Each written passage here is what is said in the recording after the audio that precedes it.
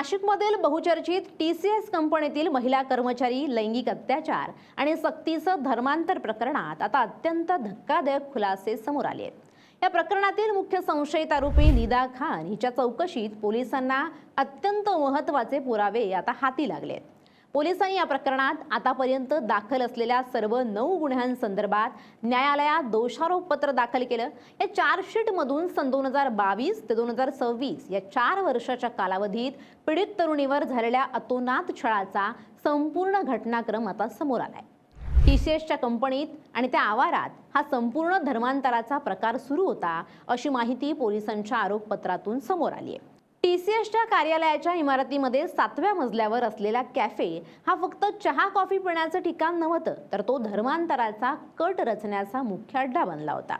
दानिश, निदा, तौसिफ कॅफेत बसून वेळोवेळी एकत्र भेटून धर्मांतराबाबत प्लॅन करत होते। पोलिसांच्या चौकशी दरम्यान आरोपी तौसिफ अत्तारनं हा संपूर्ण धर्मांतराचा प्रकार कॅफेत सुरू असल्याचं कबूल केले।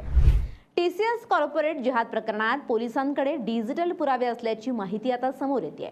धर्मांतराच्या जाळ्यात ओढण्यासाठी डिजिटल साधनांचा वापर केला जात होता। धक्कादायक बाब म्हणजे पीडितेच्या मोबाईलमध्ये सतत इस्लामिक ऑडिओ फाईल्स आढळून आल्या आहेत। मुस्लिम धर्माशी संबंधित ॲपडी इन्स्टॉल करायला लावल्याचा आरोप करण्यात आलाय। मुस्लिम धर्माशी संबंधित ॲपही इन्स्टॉल करायला लावल्याचा आरोप आता करण्यात आलाय। पोलीस तपासादरम्यान पोलिसांना पीडित हिंदू तरुणीचं नाव बदलून तिचं धर्मांतर केल्याचा महत्त्वपूर्ण पुरावा सुद्धा मिळालाय। आरोपींनी पीडितेचं नाव बदलून मुस्लिम नाव ठेवलं होतं। मुख्य आरोपी निदा खान हिनं तपासादरम्यान पोलिसांना तशी कबुली दिली आहे की तिनं पीडितेला स्वतःच्या घरी नेऊन नमाज पठण्याचं प्रशिक्षण दिलं होतं। एवढंच नाही तर पोलिसांनी पीडितेचा फोन तपासला असता त्यात इस्लाम धर्माशी संबंधित तब्बल 37 ऑडिओ क्लिप्स आणि 4 विशेष इस्लामिक ॲप्स आढळून आले आहेत। पोलिसांनी न्यायालयात सादर केलेल्या अधिकृत दोषारोपपत्रात थेट कट्टरवादी झाकीर नाईकच्या नावाचा उल्लेख करण्यात आलाय। पीडित हिंदू तरुणीचं धर्मांतर करण्यासाठी तिला सोशल मीडियावरील झाकीर नाईकचे व्हिडिओ दाखवून तिचं ब्रेनवॉश करण्याचा प्रयत्न आरोपीकडून सातत्याने केला जात होता, अशी धक्कादायक माहिती या तपासामधून आता समोर आली आहे। पोलिसांच्या चार्जशीटनुसार आरोपी दानिश शेख, तौफिक अत्तार आणि निदा खान यांनी संगनमत करून पीडितेच्या असहाय्यतेचा फायदा घेतला। आरोपींनी पीडित तरुणीला 2022 मध्ये TCS कंपनीत नोकरी मिळवून दिली होती। त्यानंतर हिंदू देवदेवतांबद्दल अत्यंत आक्षेपार्ह वक्तव्य करून त्यांनी पीडितेच्या धार्मिक भावना दुखावल्या। मुख्य आरोपी दानिश शेख याने पीडितेला लग्नाचं खोटं आमिष दाखवून तिच्यावर वारंवार अत्याचार केले, तसंच तिच्या जातीवरून अपमानास्पद शब्द वापरून मानसिक छळ केला।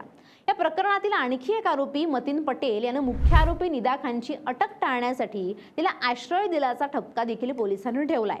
पीडितेच्या मोबाईलमध्ये जबरदस्तीनं इस्लामिक ॲप डाउनलोड करून तिला सातत्यानं धार्मिक रील्स, व्हिडिओ आणि पुस्तकं वाचण्याची सक्ती केली जात होती। जर तू नमाज पठण केलं नाही तर तुझे कुटुंबीय नरकात जातील अशी भीती दाखवून तिचे मानसिक खच्चीकरण केलं गेलं। तिच्या इच्छेविरोधात तिला बुरखा आणि हिजाब घालायला भाग पाडलं गेलं, तसंच रोजा ठेवण्यासाठी दबाव देखील आणला गेला होता। शारीरिक शोषणासोबत मुख्य आरोपी दानिशनं पीडितेकडून किमती वस्तू आणि मोठी रोख रक्कम सुद्धा लुबाडली, तर दुसरीकडे दुसरा आरोपी तौफिक अत्तार यांना थेट ऑफिसच्या पॅन्ट्रीमध्ये पीडितेचा विनयभंग करत अश्लील चाळे केल्याचं चार्जशीटमध्ये नमूद करण्यात आले। या संपूर्ण संवेदनशील प्रकरणात तपास यंत्रणांकडून अधिक सखोल तपास सुरू आहे। नाशिक पोलिसांनी न्यायालयात भक्कम पुरावे सादर केले आहेत। आता या प्रकरणात आणखी काय धक्कादायक माहिती समोर येणार हे पाहणं महत्त्वाचं ठरणार आहे। Bureau report, LS Marathi.